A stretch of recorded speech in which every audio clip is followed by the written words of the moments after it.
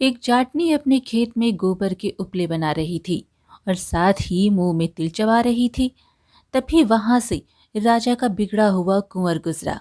जब उसकी नजर उपले बनाती हुई उस सुंदर स्त्री पर पड़ी तो उसने सोचा, क्यों न इसके साथ थोड़ी सी ठिठौली की जाए।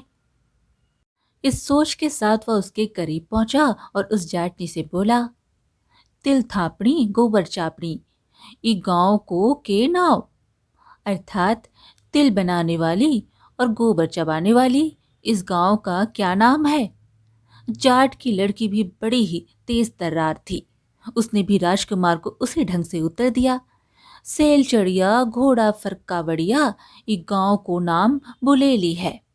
अर्थात राजकुमार पर चढ़े हुए घोड़े इस गांव का नाम बुलेली है।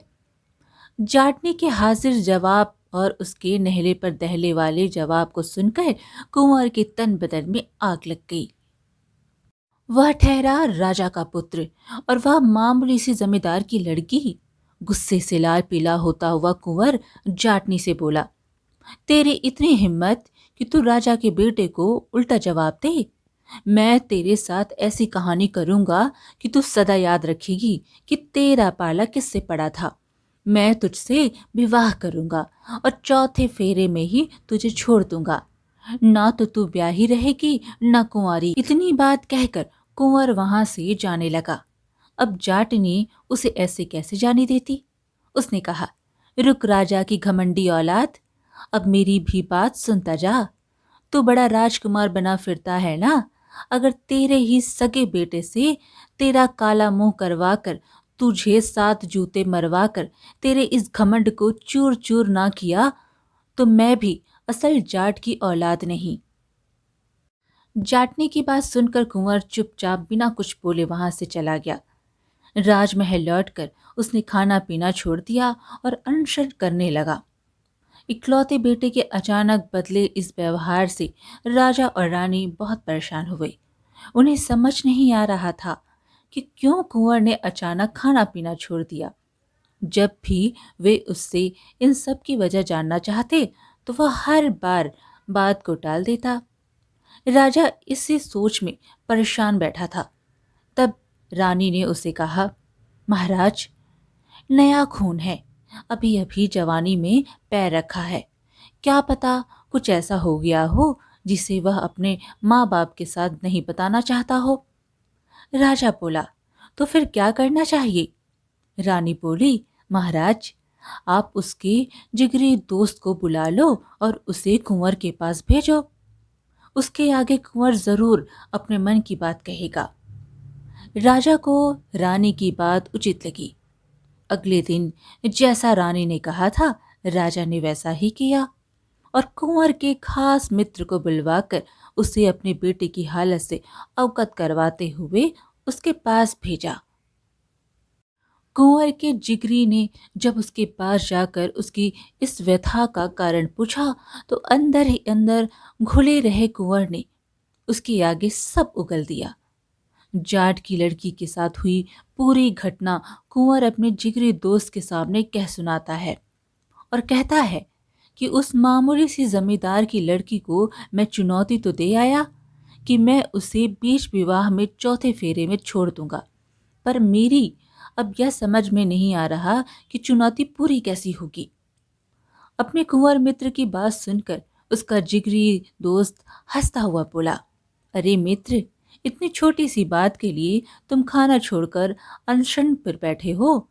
तुम चिंता मत करो, मैं तुम्हारे पिता यानी महाराज से अभी बात करता हूँ। कुंवर थोड़ा चिंतित होता हुआ बोला, पर मेरे पिता हमारे इस कुकृत्य में शामिल क्यों होंगे भला। कुंवर का जिगरी मित्र बोला, तू उस सब की चिंता मत कर यार। इतना कहकर वह राजा के पास जाता है और उन्हें आधी अधूरी बात बताते हुए कहता है कि महाराज, आपके सुपुत्र का हृदय राज्य के एक जाट जमींदार की लड़की पर आसक्त हो गया है। बस उसी के चक्कर में वह अनशन पर है। अपने पुत्र के मित्र की बात सुनकर राजा बोला, अरे, बस इतनी सी बात है, मैं अभी उस जमींदार के घर कुंवर का रिश्ता भिजवा देता हूँ। इस प्रकार कुंवर का जिगरी मित्र उसके पिता को आधी अधूरी बात बताकर मना लेता है। राजा अगले ही दिन अपने एक पुरोहित के हाथों जाट के घर अपने लड़के का रिश्ता भेज देता है। पुरोहित तुरंत आदेशानुसार जाट के घर राजा के लड़के का विवाह प्रस्ताव लेकर पहुंच जाता है। राजा के लड़के का रिश्ता आया देखकर एक बार के लिए जाट सकपका गया। कहाँ वह राजा का लड़का और कहाँ हम साधारण से जमींदार। वह गहरी सोच में पड़ जाता है। उसका दिल इस रिश्ते के लिए गवाही नहीं दे रहा था, पर भला राजा के आदेश को टालने की उसके अंदर क्षमता कहाँ। अंततः वह विवाह के लिए अपनी सहमति जता देता है। जाट की लड़की यानी जाटनी को जब पता चला तो वह बिना अपने पिता को कुछ बताए मन ही मन सतर्क हो जाती है। उसे पता था कि राजा का लड़का कुछ गड़बड़ जरूर करेगा। निश्चित तिथि पर कुंवर बारात लेकर जाट के घर पहुंच गया। पंडित ने मंत्र आदि पढ़ते हुए लड़की को बुलाया और विधि विधान के साथ उन दोनों का विवाह कार्यक्रम प्रारंभ कर दिया। रस्मानुसार जब उन दोनों के फेरे हुए तो 3 फेरे पूरे होने तक तो कुंवर ने कोई हरकत नहीं की, पर जो ही चौथा फेरा शुरू हुआ तो वह एकदम धड़ाम से गिर पड़ा। अब उसके मित्र आदि तो पहले से ही सारी योजना से भली भांति परिचित थे। उन्होंने आनन फानन में हल्ला मचाते हुए कुंवर को उठाया और बोले कि कुंवर को मिर्गी का दौरा आया है, ठीक होने पर इसे वापस ले आएंगे। इतना कहते हुए उन्होंने कुंवर को पालकी में लिटा दिया और फेरों के बीच में ही उसे ले गए। इधर जाटनी भी पहले से ही सतर्क थी। उसे कुंवर के मंसूबों का अच्छे से पता था। चौथे फेरे के दौरान जब कुंवर बहाना करते हुए नीचे गिरा और यह सारा झमेला हुआ, उसी दौरान उसने चुपके से कुंवर की कटार निकाल ली थी। उसके जाने के बाद जाट की बेटी ने कुंवर की कटार से बाकी बचे हुए फेरे ले लिए। इस प्रकार विवाह संपन्न हो गया। अब बदले की बारी उसकी थी। जाट की लड़की को धोखे से विवाह के बीच में ही छोड़कर कुंवर राजमहल लौट आता है। वक्त बीता, पर राजकुमार अब उससे लाने के लिए क्यों भेजाने वाला था। उसे तो बस अपनी कही हुई बात पूरी करनी थी। जाट की भी इतनी हिम्मत नहीं पड़ी कि वह राजा के सामने जाकर अपनी बेटी के साथ हुई इस अन्याय का गुहार लगाए। जाट की बेटी दिन प्रतिदिन गहरी चिंता में सूखने लगी। अंदर ही अंदर उसे यह बात कचोटती रहती कि राजा का लड़का तो उसे बीच विवाह में छोड़कर अपनी कही बात पूरी कर गया। अब वह अपनी बात को कैसे पूरा करेगी। आखिरकार जाटनी ने भी ये एक योजना बनाई। अपनी योजना को अंजाम देने के लिए वह अपने पिता के पास जाती है और उनसे कहती है, पिताजी, कुछ दिन से मेरा मन उखड़ा उखड़ा सा रहता है। अगर आप इजाजत दें तो मैं मानसिक शांति के लिए तीर्थ जाना चाहती हूँ। जाट ने भी सोचा कि ठीक है। तीर्थ आदि घूमने से उसकी बेटी अपने साथ हुए उस हादसे को भूल जाएगी। उसने खुशी खुशी अपनी बेटी को तीर्थ जाने की इजाजत दे दी और जाते हुए उसे रास्ते में खर्च के लिए बहुत सारा धन आदि भी दे दिया। जाट की बेटी तीर्थ के लिए घर से निकल पड़ती है, पर उसे कौन सा सच में तीर्थ पर जाना था। उसे तो राजा के लड़के से बदला लेना था। अंततः वह अपनी बनाई योजना के अनुसार उस नगर में जाकर रहने लगी जहाँ का राजा उस कुंवर का पिता था। अपने पिता के दिए धन आदि से जाटनी ने नगर के एक अंदर ठीक ठाक घर ले लिया और वह अपना रूप बदलकर गुजरी का रूप धरकर राजा की नगरी में रहने लगी। कुछ बढ़िया नस्ल की गाय ले ली। योजना के तहत वह अपनी गायों को हरे चारे के साथ साथ बहुत से सूखे मेवे खिलाती। मेवे खिलाने से गायों का दूध अति उत्तम होता चला गया। गुजरी बनी जाटनी ने अपनी गायों से उस शुद्ध दूध से दही जमाना शुरू कर दिया और शाम के समय वह पूरी तरह बन ठन कर नगर के चौक में दही बेचने के लिए जाने लगी। जो कोई भी उस गुजरी से दही खरीदने आता और जब दही के दाम पूछता तो गुजरी दही का भाव 100 रुपए बताती। उस समय 100 रुपए बहुत अधिक होते थे।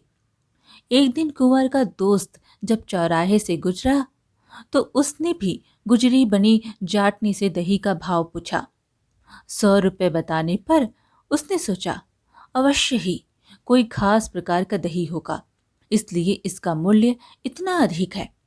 उसने गुजरे से वह दही खरीद लिया और राजमहल जाकर वह दही उसने कुंवर को दे दिया।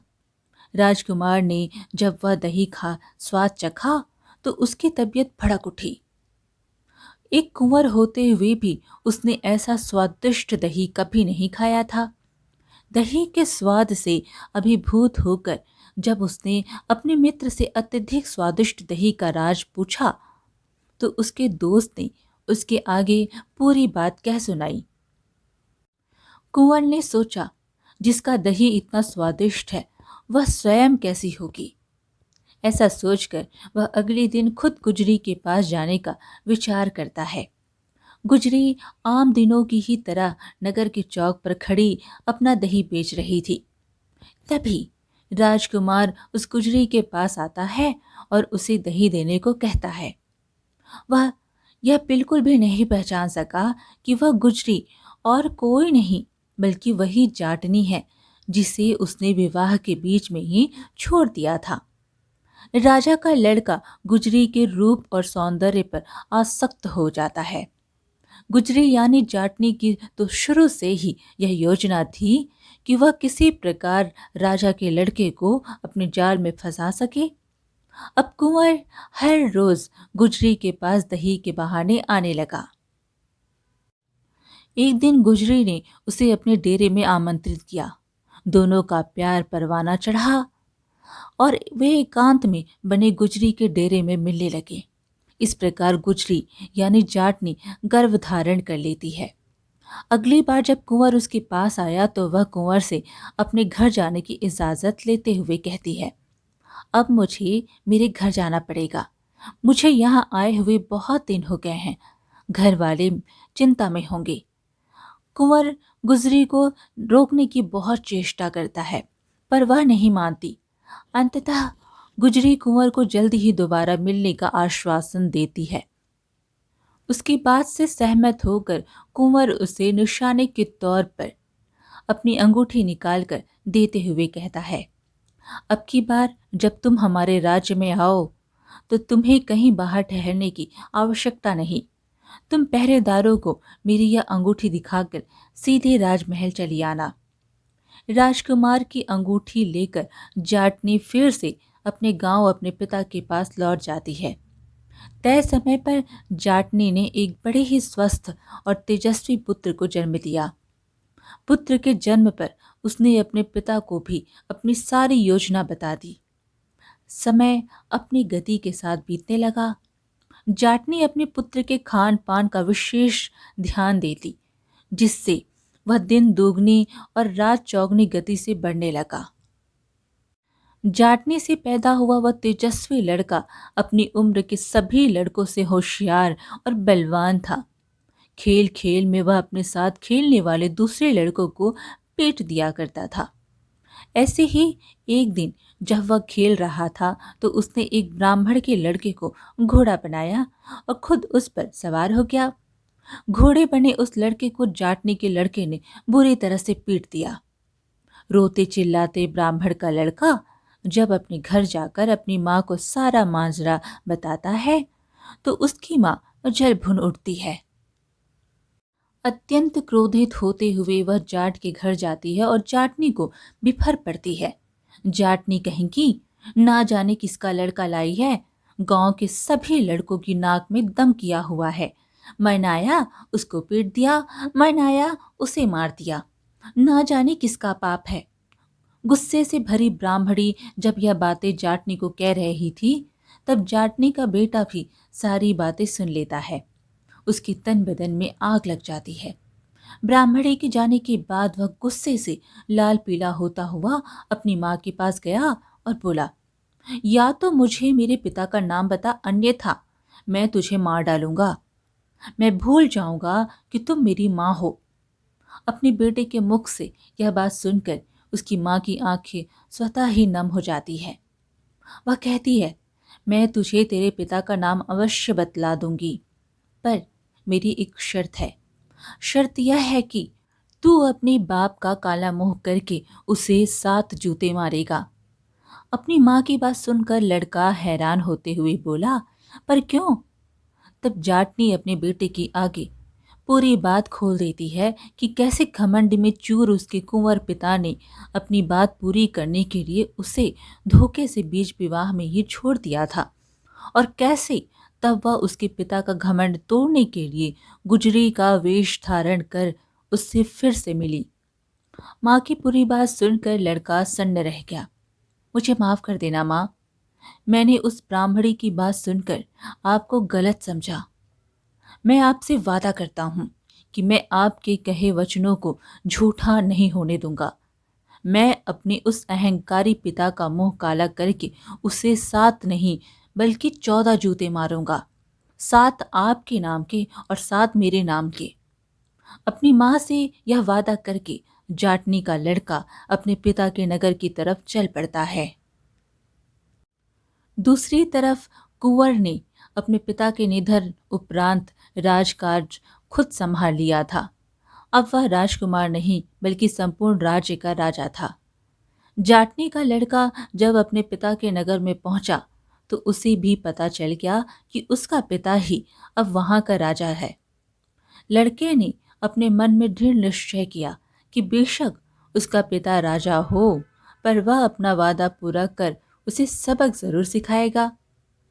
पूरे नगर को अच्छे से घूमकर फिर देखने के बाद जाटनी का लड़का नगर की एक बूढ़ी मालिन के घर ठहर जाता है। मालिन ने पहले तो उसे मना करना चाहा, पर जब लड़के ने उसे एक सोने का सिक्का दिया तो उसने खुशी खुशी उसे अपने यहाँ ठहरा लिया। रात को जाटनी के लड़के ने पूरे नगर में इश्तहार चिपका दिए कि 1.5 छैल की नगरी में 2.5 छैल आयो है, ठगो ठगावे कोनी।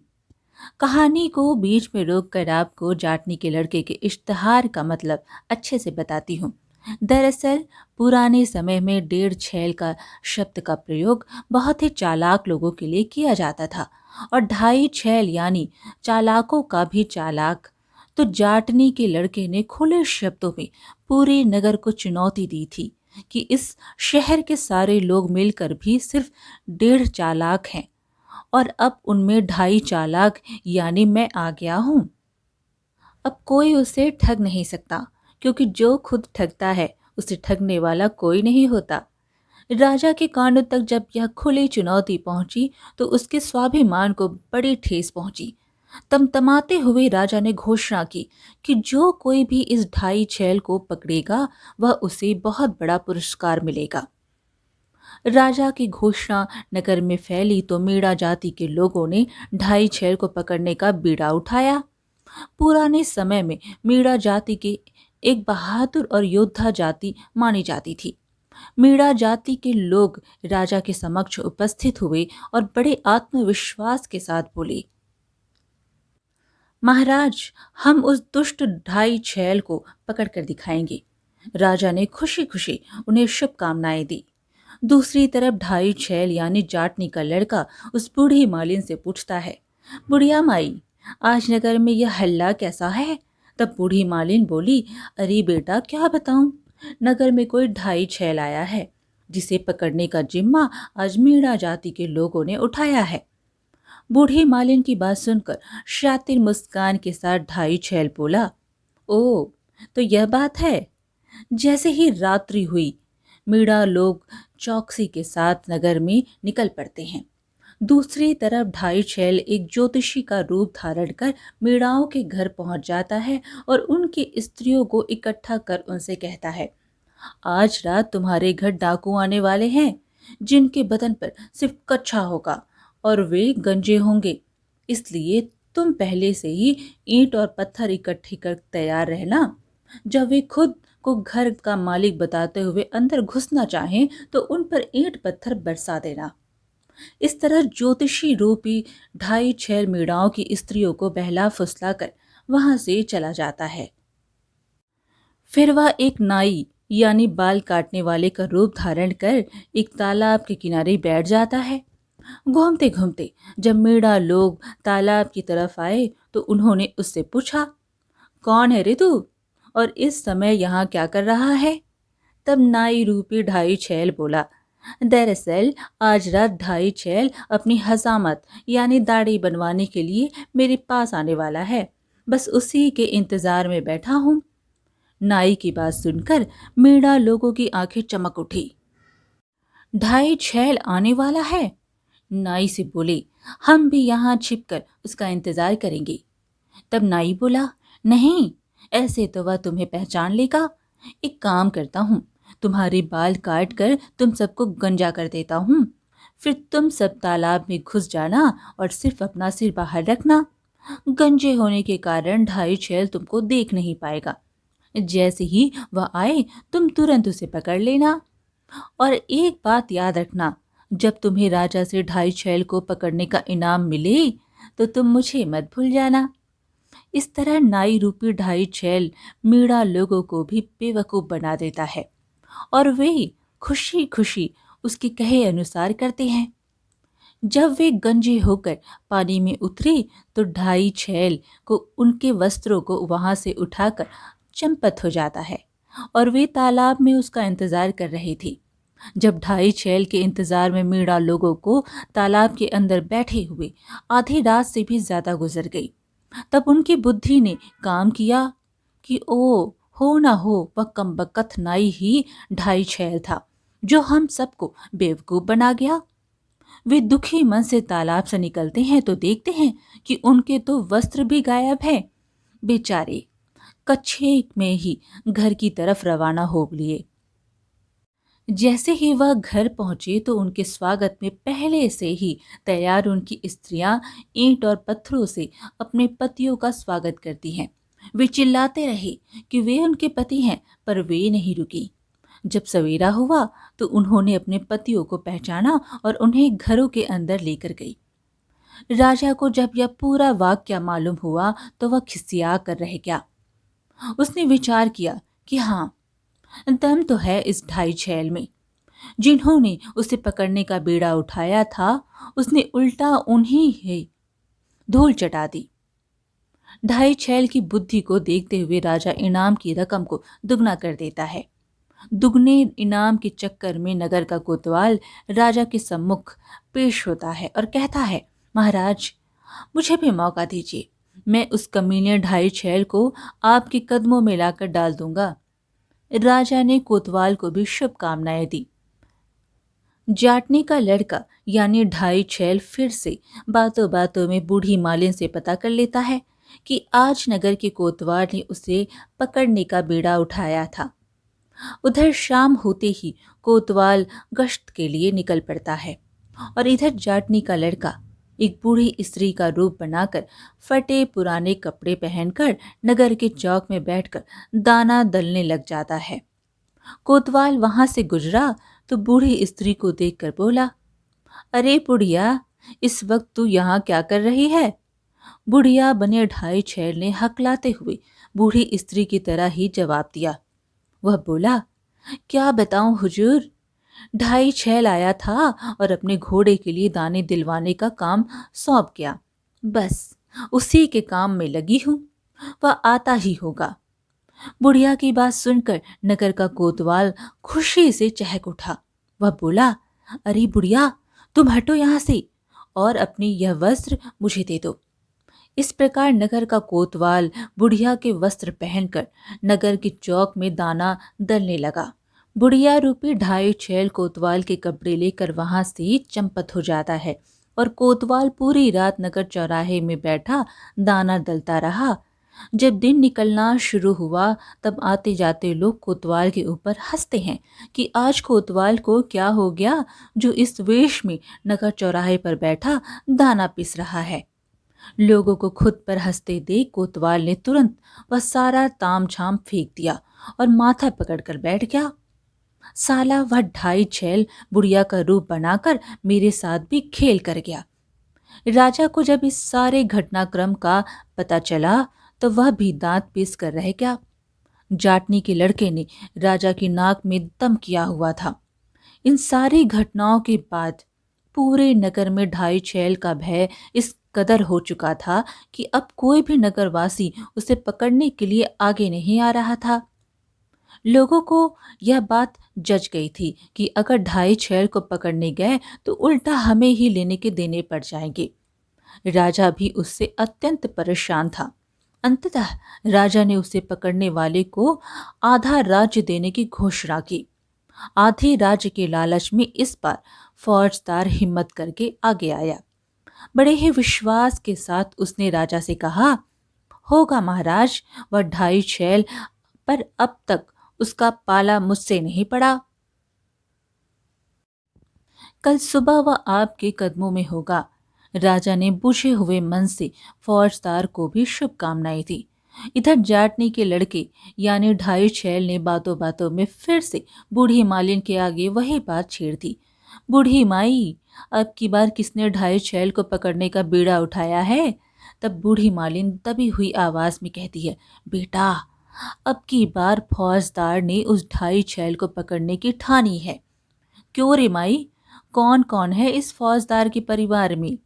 बुढ़िया बोली, बस 3 जने हैं, खुद फौजदार, उसकी पत्नी और उनकी बेटी, जिसे ब्याहे 12 साल बीत चुके हैं, पर उसका पति कभी उसे लेने नहीं लौटा। बड़े किस्मत के मारे हैं बेचारे। मालिन की बात सुनकर जाटनी का लड़का फौजदार को भी सबक सिखाने के लिए योजना बनाता है। वह चुपके से ज्योतिषी का रूप धारण कर फौजदार के घर के आसपास घूमने लगता है। कोई बुझा निकलवा लो, किसी का गया हुआ अपना कब लौटेगा, लौटेगा भी कि नहीं, ज्योतिषी को सब खबर है। यह कहते हुए जब उसने 3-4 बार फौजदार के घर के आगे चक्कर लगाए तो फौजदार बाहर आया। उसने ज्योतिषी को अंदर बुलाया और उसके आगे अपना दुखड़ा रोया। हे ज्योतिषी, मेरी बेटी की शादी को 12 वर्ष बीत चुके हैं, पर मेरा दामाद उसे लेने के लिए नहीं लौटा। फौजदार की बात सुनकर जाटनी का लड़का बोला, अरे, आपका भाग्य तो कुछ और ही कह रहा है, जल्दी ही आपका भाग्य खुलने वाला है। ज्योतिषी की बात सुनकर फौजदार खुशी के साथ साथ अचंभित होते हुए बोला, कैसे ज्योतिषी बाबा, कृपया थोड़ा और खुलकर बताइए। तब ज्योतिषी बोला, आपका दामाद बहुत बड़ा व्यापारी बन गया है और आपके भाग्य के अनुसार वह आज रात ही आपके घर पधारने वाला है, इसलिए आज चौकन्ने रहना। फौजदार बड़ा ही खुश हुआ। उसने ज्योतिषी को बहुत अच्छी भेंट देकर विदा किया। जिस बाप की जवान बेटी ब्याह के 12 साल बाद भी घर बैठी हो, उसे अगर पता चले कि उसका दामाद पूरे 12 वर्ष बीत जाने के बाद उसकी बेटी को लेने के लिए आने वाला है, तो उसे भला नींद कैसे आ सकती है? बिल्कुल उसी परिस्थिति में आज फौजदार था। वह ज्योतिषी के कहे अनुसार चौकन्ना हुआ, अपने दामाद के आने का इंतजार कर रहा था। रात हुई तो जाटनी का लड़का एक व्यापारी का वेश धारण कर फौजदार के घर के आके यह कहते हुए चक्कर लगाने लगा कि यहीं आसपास मेरी शादी हुई थी, पता नहीं कौन सा घर है। अब फौजदार तो परिवार सहित पहले से ही कान खड़े कर दामाद के इंतजार में था। फौजदार तुरंत बाहर निकला और बोला, याद कैसे रहेगा इतने दिनों बाद जो तू आया है, और उसे आदर सहित घर के अंदर ले गया। उसका अच्छे से आतिथ्य किया, उसके लिए घर के ऊपर बने चौबारे में बढ़िया बिस्तर लगवा दिया। दामाद की अच्छे से खातिरदारी करने के बाद फौजदार खुद ढाई छैल की तलाश में निकल गया। जब आधी रात हुई तब जाटनी के लड़के ने पास सोती हुई फौजदार की लड़की को उठाया और चाकू दिखाकर धमकाते हुए बोला, जरा भी शोर किया तो जान से मार दूंगा, और उसके सारे गहने आदि उतरवा लिए। जाते हुए जाटनी के लड़के ने फौजदार की लड़की को खाट से बांधकर उसके मुंह में कपड़ा ठूंस दिया और बोला, कह देना अपने बाप को कि तू कहाँ ढाई छैल को बाहर ढूंढता फिर रहा है। वह तो तेरा जमाई बनकर तेरे घर आया था। इतना कहकर घर में रखा अन्न धन्य आदि लेकर जाटनी का लड़का रफू चक्कर हो गया। सुबह हुई और सारा भेद खुला तो फौजदार ने भी अपना सिर पीट लिया। जब राजा तक यह खबर पहुंची तो उसके सब्र का भी बांध टूट गया। साले सब के सब निकम्मे हैं, कोई किसी काम का नहीं। अंततः राजा ने खुद ढाई छैल को पकड़ने का बीड़ा उठाया। उधर जाटनी के लड़के ने बूढ़ी मालिन को लूटा हुआ बहुत सारा धन दिया और बोला, क्यों रे माई, आज किसने बीड़ा उठाया है ढाई छैल को पकड़ने का? मालिन बोली, अरे बेटा क्या बताऊं, उस ढाई छैल ने तो पूरे नगर की नींद उड़ा रखी है। अब खुद राजा साहब ने ही उसे पकड़ने का बीड़ा उठाया है। मालिन की बात सुनकर शातिर हंसी हंसता हुआ ढाई छैल बोला, ओ, तो आज राजा साहब खुद निकलेंगे ढाई छैल को पकड़ने के लिए। इसी दिन का तो उसे शुरू से इंतजार था। रात हुई तो राजा ने नगर के चारों दरवाजे बंद करवा दिए और आखिरी दरवाजे पर अपराधियों को ठोकने वाला काठ रखकर खुद वहां पर पहरा देने लग जाता है। उधर जाटनी के लड़के ने एक अत्यंत सुंदर लड़की का वेश धारण कर लिया और हाथों में पूजा की थाली लेकर नगर में निकल पड़ा। जब सुंदर युवती बना जाटनी का लड़का राजा के नजदीक से गुजरा तो उसे देखकर राजा को भी बड़ा अचंभा हुआ। सोचा, नव युवती इतनी रात को हाथ में पूजा की थाली लिए भला कहाँ जा रही है। राजा उसे आवाज देकर रोक लेता है और कहता है, कौन हो तुम और इतनी रात को कहाँ जा रही हो? युवती ने आत्मविश्वास के साथ निर्भीकता से उत्तर दिया, मैं फौजदार की बेटी हूँ। राजा बोला, इतनी रात को कहाँ जा रही हो बेटी? इस पर युवती ने कुछ लज्जा कर कहा, महाराज, आपको तो यह पता ही है कि कल रात वह दुष्ट ढाई छैल हमारे घर आया था। लूटपाट के साथ साथ उसने मेरा धर्म भी भ्रष्ट कर दिया। अंततः पास ही के भैरव मंदिर में फिर से पवित्र बनने के लिए जा रही हूँ। भैरव जी की कृपा से मेरा कलंक दूर हो जाएगा। इतना कहकर युवती रूपी जाटनी का लड़का वहां से चला गया। थोड़ी देर बाद जब वह वापस आया तो फिर से राजा के पास रुक गया और काठ की तरफ इशारा करते हुए उसने राजा से पूछा कि महाराज, यह क्या चीज है? राजा बोला, बेटी यह गांठ है, इसमें अपराधियों को पकड़कर कस दिया जाता है। आज उस दुष्ट ढाई छैल को पकड़कर इसी के अंदर डालूंगा। राजा की बात सुनकर बड़े ही भोलेपन के साथ युवती बोली, महाराज, यह भला कैसा यंत्र है? इससे पहले तो ऐसा कुछ मैंने कभी नहीं देखा। मैं भी तो देखूं कि इसमें अपराधी कैसे ठोका जाता है। युवती के इतना कहने पर राजा ने अपना एक पैर काठ में रखा और बोला कि देख, इस तरह एक पैर इस छेद में डाल दिया जाता है और दूसरा पैर 3 छेद छोड़कर चौथे छेद में, और फिर इस काठ को बंद करके ताला लगा दिया जाता है। युवती बोली, महाराज, मैं देखना चाहती हूँ, कृपया आप एक बार मुझे भी इसमें बंद करके दिखलाइए ना। युवती का भोलापन देखकर राजा बोला, बेटी, मैं तुझे इस काठ में कैसे बंद कर सकता हूँ भला? तुम्हारे यह कोमल कोमल हाथ पैर छिल जाएंगे। अगर तुम्हें इसे देखने की इतनी ही अभिलाषा है तो लो, मैं स्वयं इसके अंदर जाकर तुम्हें दिखलाता हूँ। इतना कहकर राजा ने अपने दोनों पांव और दोनों हाथ उस काठ के अंदर डाल दिए। युवती बना जाटनी का लड़का तो कब से इसी फिराक में था। उसने तुरंत उस काठ को बंद करके ताला जड़ दिया। राजा बोला, यह क्या कर रही हो बेटी?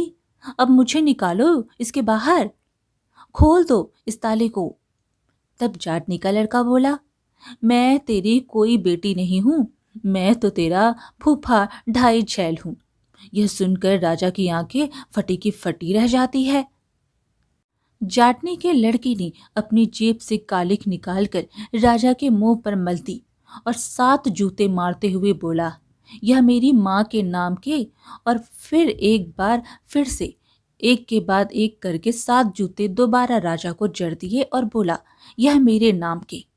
इस प्रकार अच्छे से अपना बदला लेने के बाद जाटनी का लड़का राजा को उसी हालत में छोड़कर वहां से 9 दो 11 हो गया।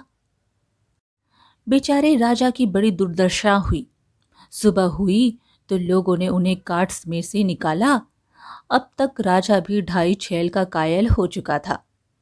पर एक बात राजा को अंदर ही अंदर खाई जा रही थी। वह सोच रहा था कि मैं तो उस लड़के को जानता तक नहीं।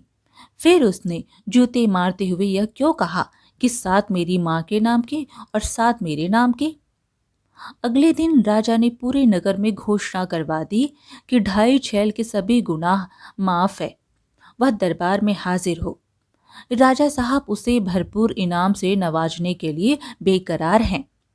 जाटनी के लड़के ने जब यह घोषणा सुनी तो वह दरबार में हाजिर हो गया और बोला, महाराज, मैं ही हूं वह 2.5 छैल। उसे देखकर राजा हैरान था। उसे उसके आने की बहुत कम उम्मीद थी। कुछ देर तक राजा खुले मुंह से विचारों की उधेड़ बुन में खोया हैरानी से उसे देखता रहा। फिर जब राजा ने उससे जूते मारने का कारण पूछा, उसने शुरू से लेकर अब तक का सारा वृत्तांत राजा के सामने कह सुनाया। तब राजा बोला, उसे तो मैंने बीच विवाह में ही छोड़ दिया था। फिर वह मेरी पत्नी और तुम मेरे बेटे कैसे हुए? जाटनी का लड़का बोला, महाराज, जब आपने फेरों के बीच बेहोश होने का नाटक किया था, उसी क्षण पहले से ही चौकन्नी मेरी माँ ने आपकी कटार निकाल ली थी। आपके जाने के बाद बस आपकी उस कटार के साथ ही उन्होंने बाकी बचे हुए फेरों को पूरा कर विवाह संपूर्ण किया। और रही मेरे पैदा होने की बात, तो मेरे जन्म की कहानी आपकी यह अंगूठी बयां कर देगी। राजा ने तुरंत अपनी उस अंगूठी को पहचान लिया जिसे उसने गुजरे को दिया था। राजा जाटनी को आदर सहित अपने राज्य में बुलवा लेता है और जाटनी वह उसके लड़के से अपने किए के लिए माफी मांगता है। राजा ने 2.5 छैल को अपना बेटा मान लिया, उसे युवराज घोषित कर दिया और जाटनी को अपनी पट रानी बना लिया। इस तरह जाटनी ने भी अपनी कही बात पूरी करके दिखाई। फिर उन्होंने साथ साथ बड़े ही आनंद के साथ अपना जीवन व्यतीत किया। आज की कहानी यहीं पर समाप्त हुई। फिर मिलेंगे एक और कहानी के साथ। कहानी पसंद आए तो एक लाइक ज़रूर करें और कमेंट में हरे कृष्णा ज़रूर लिखें। चैनल को सब्सक्राइब करना बिल्कुल ना भूलें। धन्यवाद।